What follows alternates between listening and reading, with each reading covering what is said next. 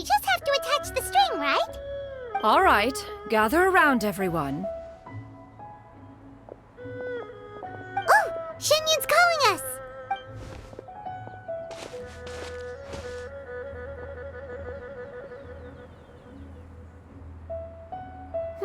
Let one take a look.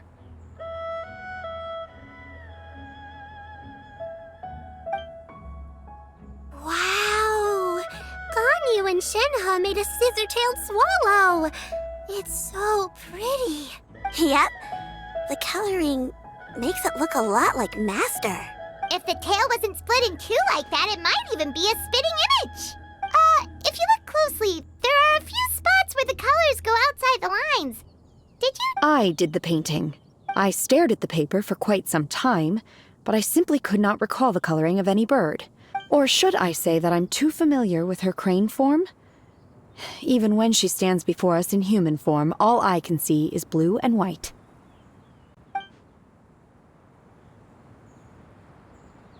Oh. Well, now that you mention it, Paimon can see it too! Exactly. So I simply closed my eyes and painted from memory. No way. You can paint with your eyes closed? Wow, the disciples of Adepti really are something. You are most filial, Shenhe. One is flattered by the likeness. The Swanee that Gaming and Shuyu made looks very majestic. I'm sure it'll look even more impressive as it soars through the sky. The eyes and ears glow in the dark, so you're sure to see it at night. Your golden finch is cute too, Yao Yao. It's all thanks to Auntie Cloud Retainer's guidance. What about your kite, traveler? Ta-da! Here it is! Its self-important countenance bears a striking resemblance to that of its namesake. It makes her look like she's already won the competition. Well, that's gonna happen one way or another. Is that the Jade Chamber? Oh?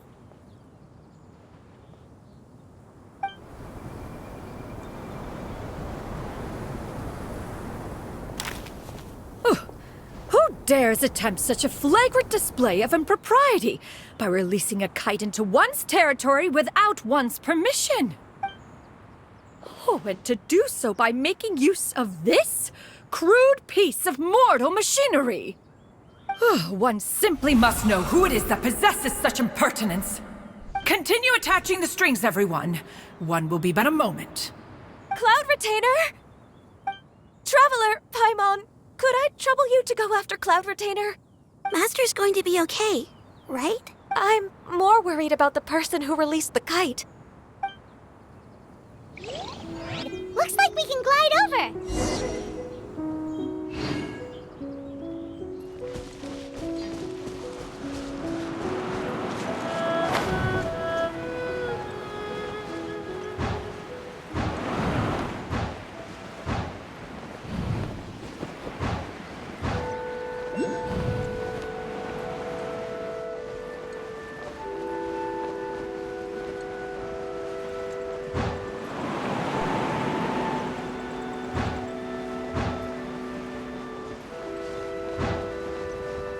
It's right there!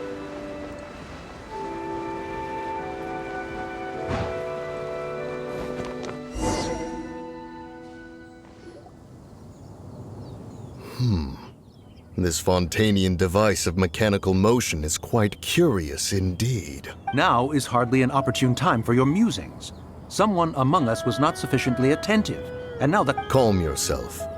Do you have any recollection of its last location? One believes it drifted in the direction of Mount Outsong.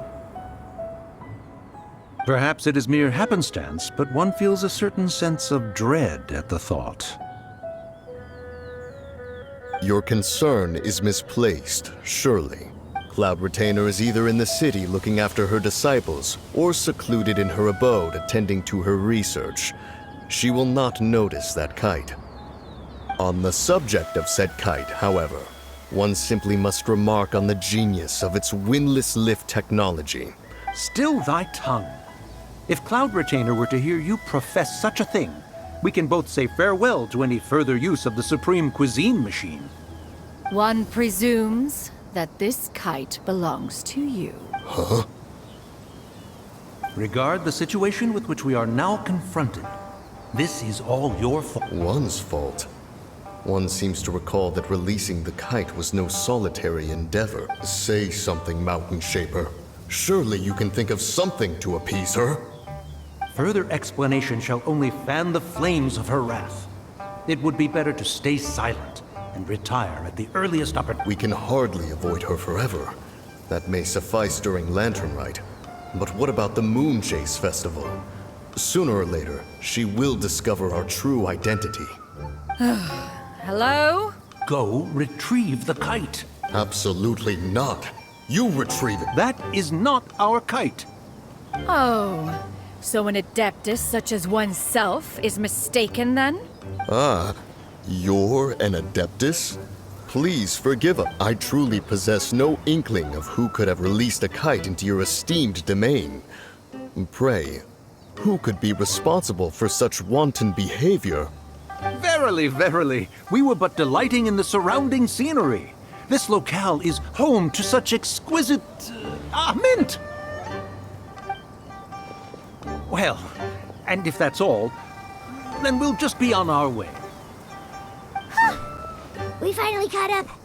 You sure do fly fast in your illuminated bird form, Shinyan.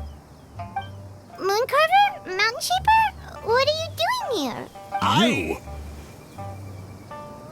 Okay, now Paimon's getting a weird vibe. Did she say something wrong? It is of no consequence. Long has one seen through their disguises. One was simply curious as to how long they would keep up the act. Then you are not angry? How could one feel anger at the sight of two old friends enjoying themselves? One is also well aware of how enticing these city novelties can be. We were simply consumed by a fit of festive spirit. Seldom, however, we are far from being as adept as you in matters that require a deftness of hand. Your prowess in mechanics is unparalleled, Cloud Retainer. You wield the wind and waves themselves. Your singular talent stands unmatched across the land. One has guests to attend to.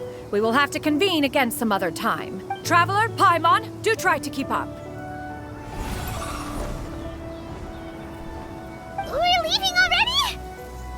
All this flying from place to place is wearing Paimon out.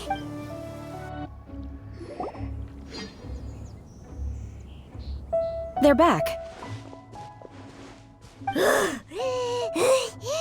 Paimon's pooped.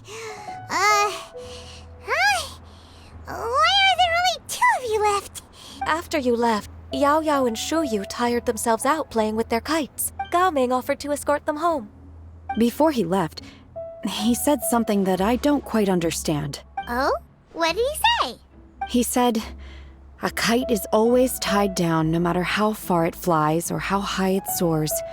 Its tether prevents it from ever truly flying free. He looked quite dejected as he said this. Now that you mention it, Gao Ming did seem to have a rather strange attitude towards kites. A reflection of himself. If I were a kite, I would cherish that tether as a symbol of kinship and the bonds that tie us and... Shenhe? It may be an exceedingly slim and distant connection, but lose it, and you lose that which links you to home. If Gao Ming truly sees a kite as a reflection of himself, then I fear I understand his words even less. Well, people often have different points of view depending on their mindset and experience. Just like some people can eat spicy food, but others won't go anywhere near it? Exactly. That's why tolerance and understanding are as important as they are. Tolerance and understanding? What brought about this conversation? Did one miss something? We were just chatting. You don't have to butt in on every little thing, you know. One was merely doing a bit of cooking. Night fast approaches. If you are otherwise unoccupied, one would entreat you to stay and eat before you depart. Oh, it's been so long since I've had the chance to enjoy your cooking, Cloud Retainer. Worry not. One has prepared a variety of meat and vegetable dishes. One is more than familiar with everyone's culinary proclivity. Hey! Paimon's hungry too! It's not like the dim sum and grilled fish could keep her full the whole day, you know? Shenhe, Ganyu, come with me. Whoa, what's with all the secrecy? You're not trying to play favorites, are you? If you're ready to serve the food, we can help too.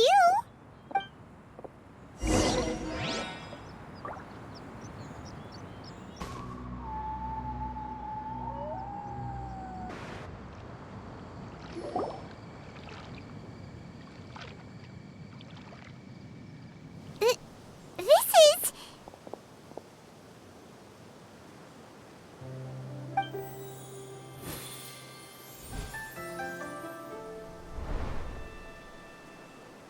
Oh, I can feel the wind brushing against my legs. This is a bit embarrassing. Is the headpiece secure? I should have asked Cloud Retainer to check before I stepped outside.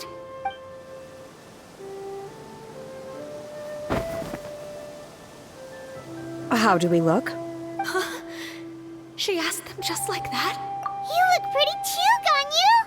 Oh, how should Paimon put it?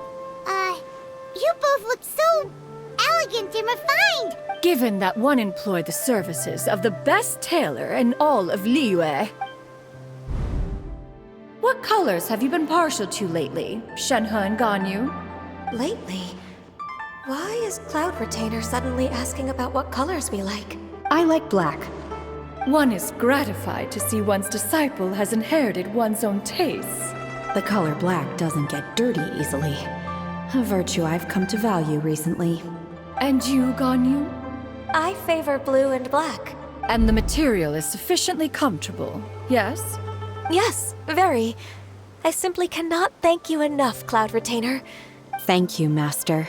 One is content as long as you are pleased with the gift. One hopes these garments will see much use.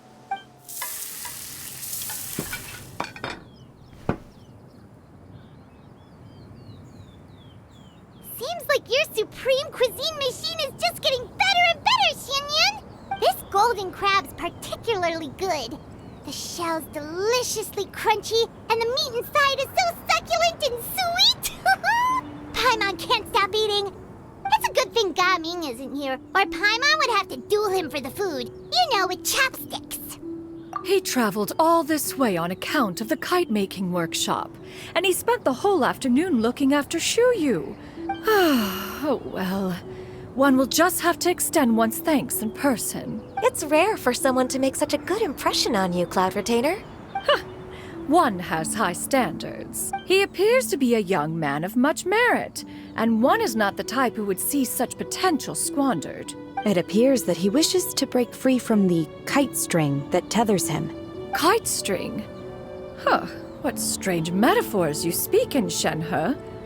Ever since you returned from one mean restaurant, your turns of phrase render one at quite the loss. Where do we even begin? Oh, do you know about the conflict between Gaming and his dad, Shenyan? One has only heard that the two are not on good terms. He ran away from home and hasn't been back since. Oh? Ran away, you say? Huh. One believes we would all benefit from a more thorough retelling. Oh, okay.